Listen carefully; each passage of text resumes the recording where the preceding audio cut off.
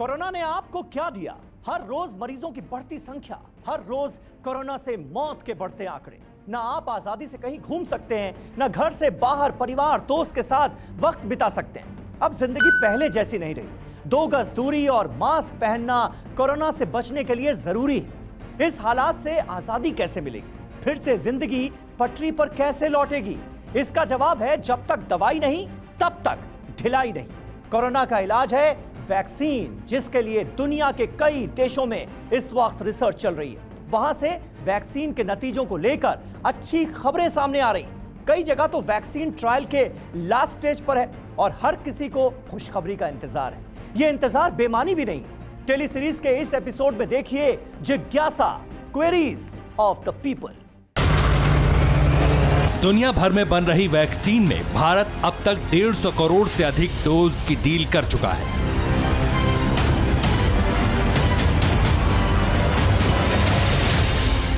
जबकि European union ने 120 crore dose और अमेरिका ने 100 करोड़ डोज की डील की है।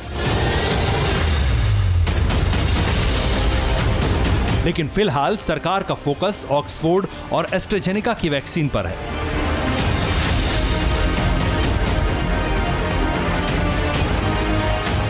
सरकार का लक्ष्य जुलाई तक 25 करोड़ लोगों को कोरोना वैक्सीन डोज देने का है।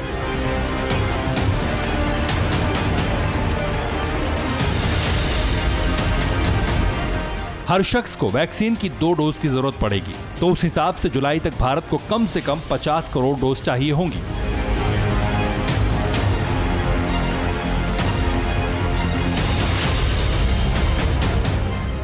सीरम इंस्टीट्यूट के मुताबिक जनवरी से वो हर महीने 5 से 6 करोड़ डोज का उत्पादन शुरू कर देगा। इस हिसाब से 25 करोड़ लोगों के लिए 50 करोड़ डोज बनाने में करीब 10 महीने का वक्त लग जाएगा। इससे आप अंदाजा लगा सकते हैं कि 130 करोड़ लोगों तक टीका पहुंचाने में कितना वक्त लगेगा।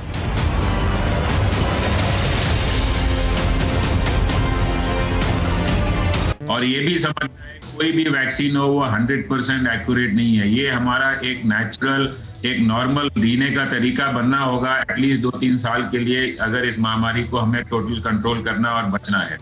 तो वैक्सीन अपना काम करेगी, प्रिकॉशन सेम रहेंगे, लापरवाही बिल्कुल नहीं बरतनी है। और जब तक एक साइजेबल पॉपुलेशन इस वैक्सीनेट नहीं हो जाए तब तक ये बीमारी इतने आराम से नहीं होगी।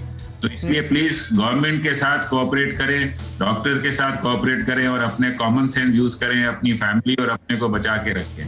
पूरी 130 करोड़ की आबादी का टीकाकरण मुश्किल टास्क है, लेकिन सरकार ने इसे मुमकिन बनाने के लिए पूरा खाका खींच लिया है।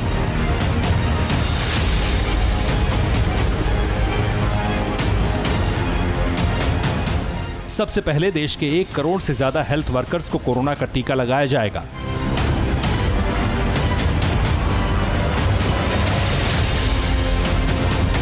इनमें डॉक्टर्स, नर्स और आशा वर्कर्स के अलावा MBBS के छात्र भी शामिल होंगे।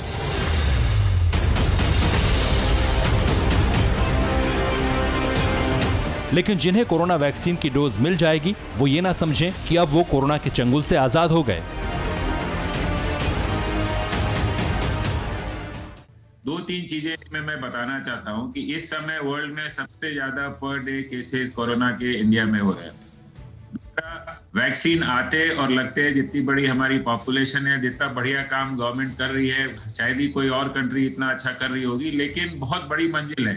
130 करोड़ लोगों को लगाना इतना आसान नहीं है, इसमें समय लगेगा, प्रोडक्शन काफी होगा। लॉजिस्टिक्स में करीब अगर आप सोचो कि 70-80% हमारी पॉपुलेशन जब तक वैक्सीनेट होगी तो अगला साल खत्म होने वाला होगा। भारत सरकार कोविन ऐप के जरिए वैक्सीन किसको लगेगी इसका पूरा रिकॉर्ड रखेगी। किसका वैक्सीनेशन बाकी है ये भी डेटा कोविन पर मिलेगा।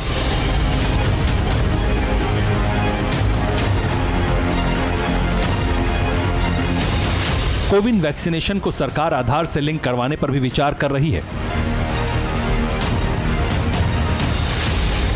सरकार वैक्सीन बनाने वाली कंपनियों से सीधे डोज खरीदेगी और राज्य सरकार के वैक्सीनेशन बूथ से लोगों तक ये टीका पहुंचेगा।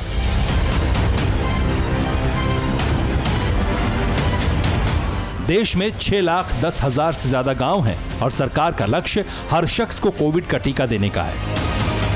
अगर मान लिया जाए कि एक वैक्सीन की कीमत 1500 रुपए है, तो 130 करोड़ की आबादी को कोरोना टीका लगाने पर 1,95,000 करोड़ रुपए का खर्चा बैठेगा।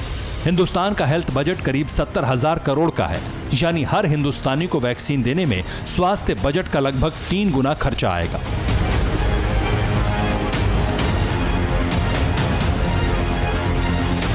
अभी इसमें वो खर्च नहीं जोड़े गए जो वैक्सीनेशन प्रोग्राम के तहत खर्च होंगे।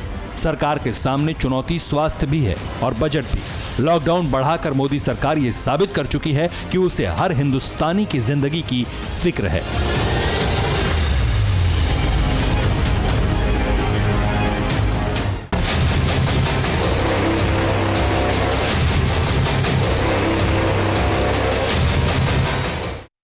अड़ी सोमवार से शुक्रवार शाम 6 बजे सिर्फ TV9 भारतवर्ष पर।